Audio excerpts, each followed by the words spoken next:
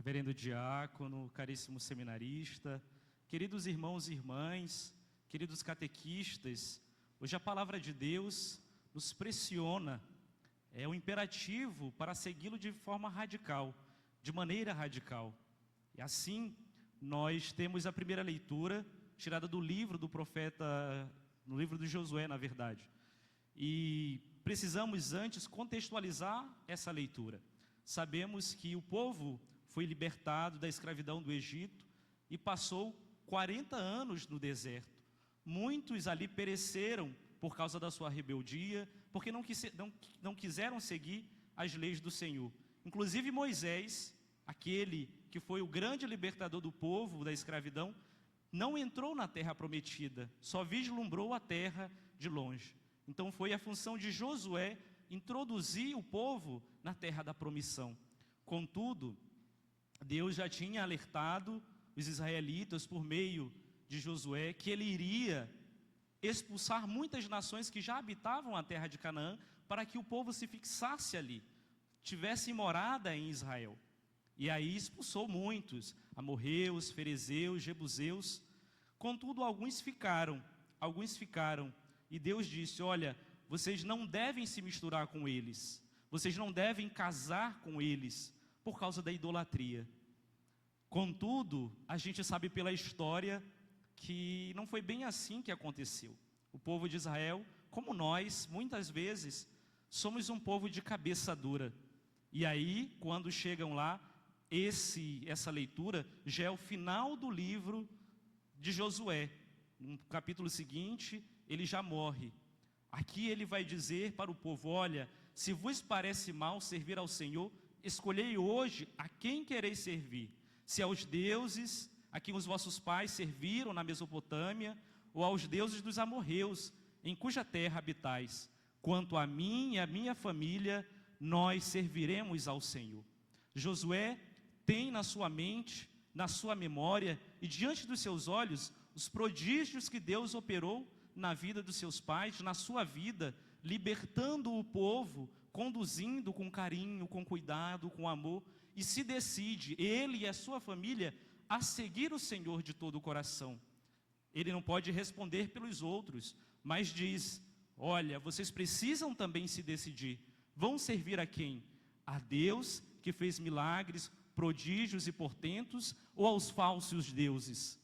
E no capítulo seguinte, ele recomenda ao povo, vai dizer, é melhor que vocês não sigais a Adonai, é melhor que vocês não servis ao Senhor, porque Deus é um Deus ciumento, e vocês vão dizer que querem segui-lo, e na hora vão pecar, vão voltar atrás, e ele não vai deixar impune tudo isso. Ou seja, irmãos e irmãs, o nosso Deus é apresentado por Josué com características humanas, ele é um Deus ciumento, ele nos ama de todo o coração e quer que nós o sirvamos na radicalidade de vida, na entrega de vida. Assim, nós precisamos decidir a quem nós iremos servir, se aos falsos deuses, aos deuses que criamos também, às idolatrias que cometemos, ou a nosso Senhor que faz milagres, prodígios e portentos na nossa história.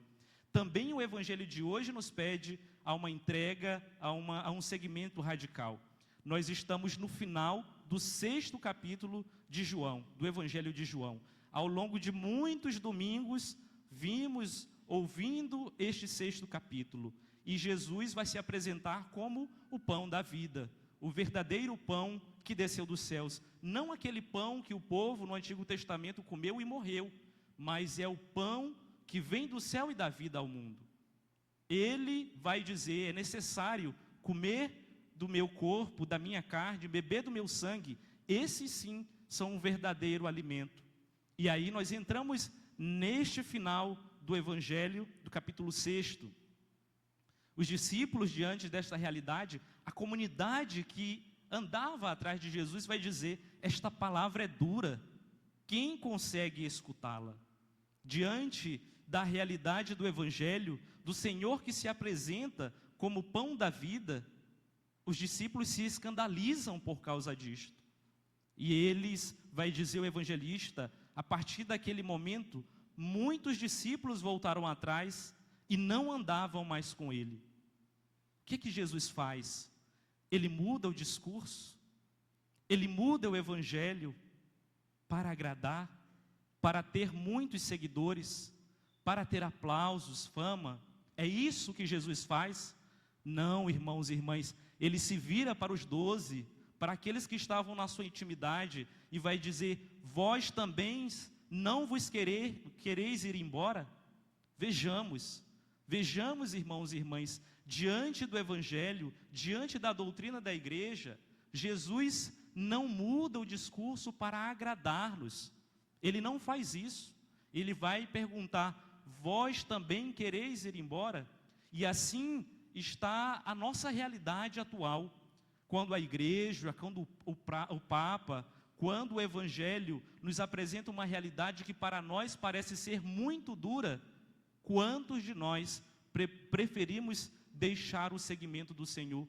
Preferimos ir para um lugar onde o discurso é mais agradável. Jesus não muda o discurso. Jesus permanece fiel à missão que o Pai o confiou. Assim, irmãos e irmãs, se existe algo no evangelho, algo na doutrina que nos incomoda, não é Jesus que precisa mudar, não é o evangelho que precisa mudar, não é a igreja que precisa mudar, somos nós que precisamos adequar a nossa vida ao evangelho do Senhor. Deus permanece sendo Deus, conosco seguindo ou não, Ele permanece sendo Deus. Já nós sem Ele somos nada, sem Ele nós não somos. Por isso precisamos deixar as nossas manias, as nossas modas, as nossas visões de mundo para seguir na radicalidade o evangelho. E assim nós entramos na segunda leitura de hoje da carta de São Paulo aos Efésios, que parece duro para nós hoje, mas esta é a realidade do matrimônio cristão. Você, homem e mulher casado, você jovem que tem vocação matrimonial, o matrimônio não tem como modelo o artista, a celebridade, o famoso, o vizinho, o pai, a mãe, o amigo. Não é esse o modelo do matrimônio cristão. O modelo do matrimônio cristão é o matrimônio de Cristo da igreja. Como a igreja é solícita por Cristo, sejam as mulheres solícitas em tudo pelos seus maridos. Em contrapartida, maridos, amai as vossas mulheres, como Cristo amou a igreja e se entregou por ela. Este é o modelo do matrimônio. Não vos iludais. É fácil, casais? Não é fácil. Mas quando vocês casaram na igreja, foi esse modelo que vocês quiseram seguir. E é radical, como a primeira leitura, como o evangelho. É na radicalidade que o Senhor nos quer. Pensemos, irmãos e irmãs, que a nossa vida, a vida verdadeira não é nesta terra. A vida verdadeira é o céu. É para lá que caminhamos. Por isso, precisamos seguir os passos do Mestre, que se entregou a sua vida na radicalidade da cruz. É para Ele, para o modelo dEle, que nós precisamos olhar.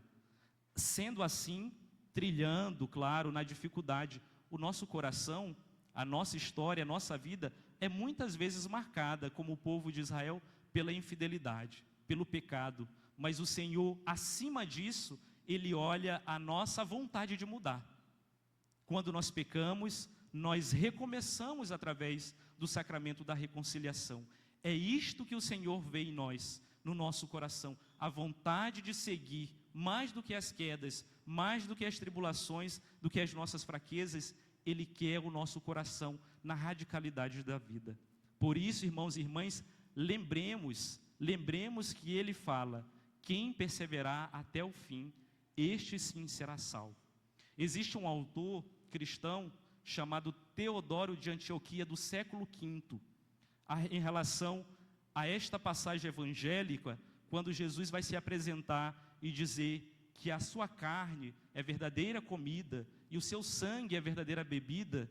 Esse autor sagrado, bispo, vai dizer que Jesus não falou que a Eucaristia, que o pão é figura do seu corpo, que o sangue que o vinho é figura do seu sangue. Ele não diz isso. Ele vai dizer que é aqui transubstanciado sobre o altar, verdadeiramente o seu corpo e o seu sangue.